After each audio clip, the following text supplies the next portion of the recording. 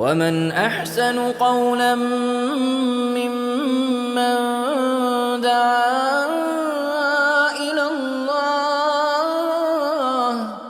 وعمل صالحا وقال إنني من المسلمين. Alhamdulillah wa salatu wassalamu ala rasulillah. Every year the same old thing. Instead of moon sighting, it's moon fighting. Calculations, global, local, rejecting and this and that. So let's just clarify this once and for all, inshallah, in the light of the Quran and Sahih Ahadith and proper established science. So let's take a look at that. Amongst the classic scholars of Islam, there are difference of opinions. There is what we call global, meaning that if the moon is sighted anywhere in the world, it is binding upon the entire ummah in the entire world. And there is what we call local, meaning that if the moon is sighted, it is only applicable or only a evidence for that area, not for other areas. And how far is the differences between horizons? Different scholars define differently. But there is a new bid'ah or a new innovation, which is to rely solely on calculations, no sighting of the moon, no going out and checking. And this, as Shaykh Salih al-Fawzan and other scholars have said, is an innovation. It's a bid'ah. Why? Because Allah subhanahu wa ta'ala in the Quran has ordered us to begin the fasting of the month of Ramadan when we sight the moon and to end it as such. And the Prophet ﷺ in the hadith in Sahih Muslim said, you begin your fasting by seeing it, yani the crescent of Ramadan, and you end it by seeing it, yani the crescent of Shawwal. This hadith is authentic, also order of the Prophet ﷺ. The Quran and hadith order us to go and sight the moon. So to rely solely on calculations is an innovation, and none of the classic scholars of Islam, none of the four madahib, not Hanafis, not Malikis, not Shafi'is, not Hanbalis, none of them accepted that. So let's leave calculations out of it. So what are we left with? Well, we're left with global and local, but there is a new mix that's come out, which is people that say we won't start the month of fasting because of calculations, nor will we end it, but we will reject the testimony of people that have cited the moon based upon calculations. It's kind of a strange opinion because in a way you're still basing it off calculations because you're rejecting people based on it, but you're still telling people to go out and look.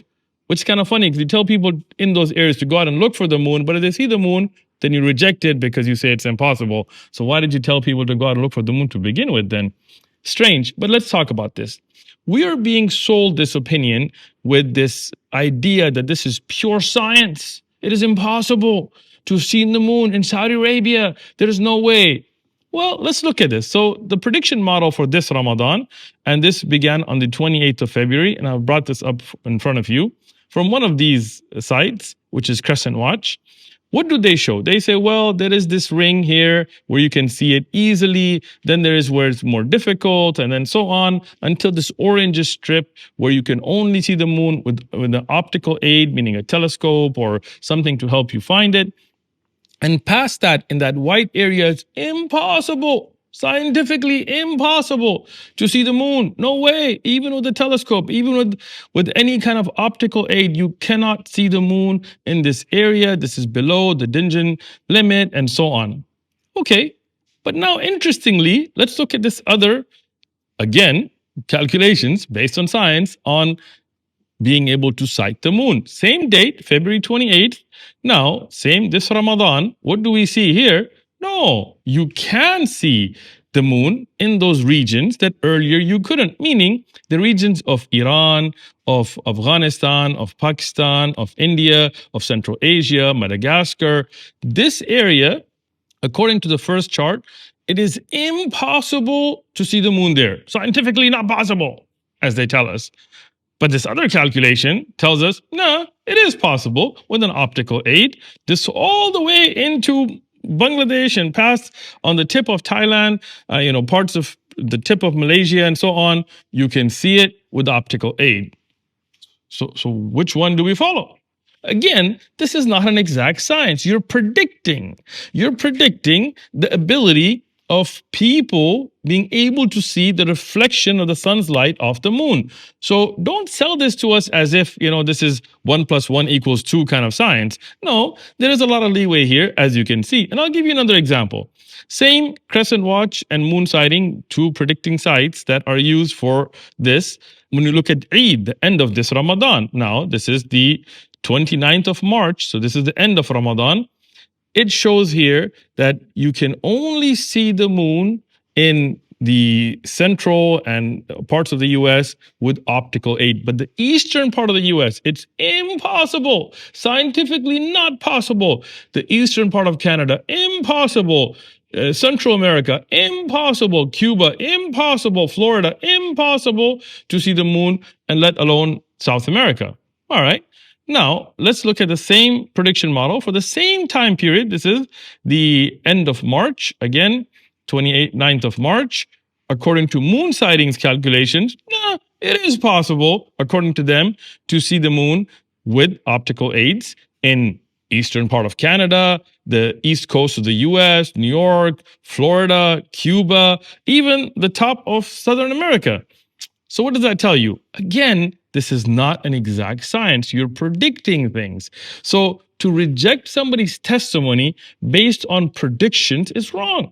The Prophet ﷺ, in his time, when the Bedouin came and said, I saw the moon, the Prophet ﷺ didn't tell him what was the exact location and what was the prediction model. He told him, do you testify? He said, yes. So he accepted it. Ibn Umar radiallahu anhuma, in the Sahih Hadith as well, he said, everybody went out to look for the moon. They didn't see it, but I saw it. And he was the only person that saw it. And because of that one sighting, the Prophet ﷺ ordained the fasting to begin. He didn't tell him, prediction models and things. No. So why would we? Why don't we stick to the Sunnah? And that's what Saudi Arabia is doing. That if it is on the 29th day, now somebody could say, oh, you would reject it if it's on the 27th day or 26th of Ramadan. Of course we would, because the Prophet ﷺ told us the month is 29 to 30 days. It's not 28 days, it's not 27 days. So we would reject it based on the Sunnah, not on prediction models. But if it's on the 29th, where it can fall that the month would either be 29 days or 30 days, then we would accept those sightings according to the principle from the Sunnah itself. Now, then we get into this issue of global versus local. Well, first thing, interestingly, most of our brothers who follow Hanafi fiqh, today they take local. They're very staunch on local. But when we go into the books of Hanafi fiqh, like the mu'tamid or relied upon books such as Ibn Abidin's Radd al-Muhtar or his Hashia, he clearly states that the standard opinion of the Hanafi madhab is global, meaning that there is one global horizon that if it's seen anywhere in the world, it is binding on the entire world. And this is in Al-Hidayah as well, and so on. So, according to the Hanafi opinion, if the moon is sighted anywhere in the world, it is binding on the entire world. Okay? And that is the opinion that we find in other madhahib as well, and including many of the Hanabila, as we see in Al-Mughni and Ibn Qudama, and you find this in the Maliki books as well, in the Sharh of Al-Khalil, and so on, Mukhtasar Al-Khalil, and so on. But in the Shafi'i madhab, Imam Al-Nawawi, he mentions that if it is seen in one area, it is not binding on all the other areas. Right? So you have two opinions amongst the madhahib. The first opinion, which you could call global, is basically saying, look, the ayat are general. When Allah subhanahu wa ta'ala orders us that when you see the moon, begin the fasting, it's general for the whole ummah. It's not for a specific area. And when the Prophet ﷺ, during his time, when the moon was sighted, it was binding on everybody. So that means it's generally binding on everybody in the ummah. Okay, yes, makes sense. But there is a problem. Think about it today. For example, if the moon is sighted in Hawaii, and you're telling me that it is binding on the people of Fiji. Well, if it's sighted, let's say at 7:30, it's already 5:30 p.m. in Fiji. So 7:30 p.m., the moon is sighted in Hawaii, and you call somebody in Fiji and say, you got to fast today. They said, we already made iftar. It's impossible. So, and the most likely place to sight the moon is further west, because the cycle of the moon, as Allah has ordained it, that it gets clearer as it goes west. It gets stronger, the visibility, as it goes west. So if us in San Diego, California, on the west coast of the US see the moon, if you're telling me people in China have to fast, they've already made iftar. So it really doesn't work, right? So then we get to local sighting. And this is the opinion, the standard opinion, the Shafi'i madhab. And you can find this in other madhab as minority opinions as well. And they give the evidence from the hadith of Ibn Abbas radiallahu anhuma, that's on your screen, where Ibn Abbas radiallahu anhuma was informed that Muawiyah radiallahu anhu in Damascus, in Sham, saw the moon. But Ibn Abbas said, look, we already started fasting, so we're going to complete, or unless we see the moon, or complete it. So they say, local is this evidence, and it's a hadith in Sahih Muslim, even though this is not a hadith of the Prophet sallallahu alaihi wasallam, it is a statement of a Sahabi, but it is an evidence. But there is a problem here as well. If you look at the distance between Damascus, where Muawiyah radiallahu anhu was, and Medina, where Abdullah ibn Abbas radiallahu anhuma were, as you can see on your screen, it's about 656.88 miles. So let's round that to 657 miles. All right? So meaning that the evidence this opinion is presenting is saying that if there's a city that is 657 miles away from another city, it is not binding on them. That is not local for them. Because the hadith is that he did not accept that sighting. But now, when we look at the local of Northern America, it stretches from the easternmost tip of Canada to Hawaii, to the north of Canada, down to Central America, and some people accept even the northern part of Southern America, including Peru and Chile and so on in it. That's a huge distance. That doesn't work with the hadith you're presenting. If we just look at the difference between Hawaii and New York, it's more than 4,913.49 miles. You can see it on your screen. A direct line.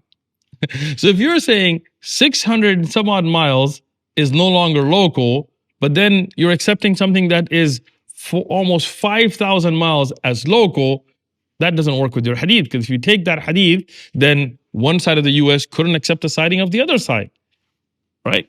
So these opinions seem to be contradicting themselves. Now, what is the correct opinion? The opinion that I take, and after years of research, I believe is the strongest opinion, is that of Shaykh al-Islam Taqiyuddin ibn Taymiyyah. And Ibn Taymiyyah said this is an opinion within the Hanbali madhab. As he said, Ba'd al-Ashab al-Ahmad, yani some of the companions of Imam Ahmad held this view. So it is an opinion within the Hanbali madhab, which is that wherever the moon is sighted, it is binding to the west of it, but not to the east of it. Now, if you think about this, look at the curvature of the visibility of the moon, meaning how Allah ordained it. The sun rises in the east, sets in the west.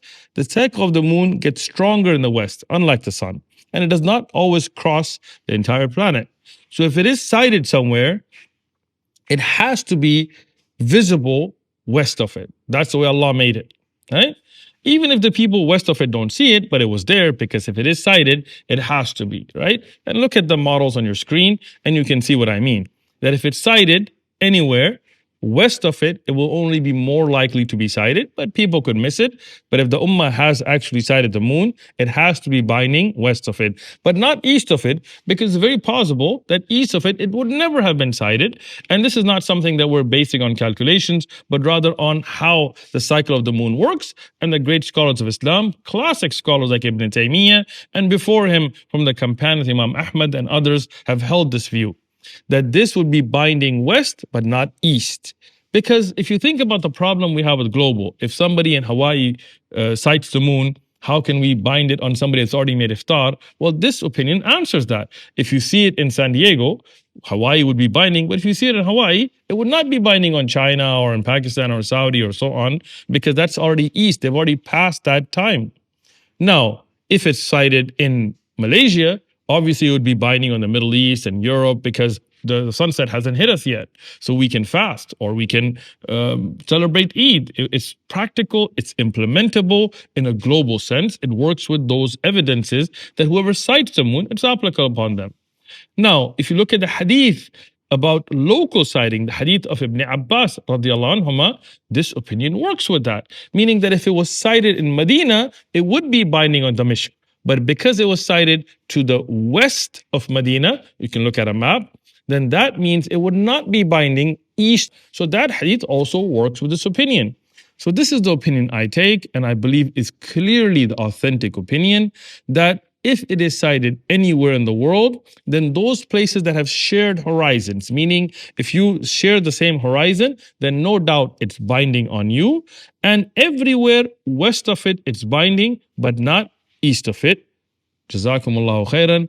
Wallahu alam. And I really hope, by the will of Allah subhanahu wa ta'ala, that the ummah will unite, come together, looking at the clear evidences, and stop fighting and unite on the day of Eid together. أحسن قولا ممن دعا إلى الله وعمل صالحا وقال إنني من المسلمين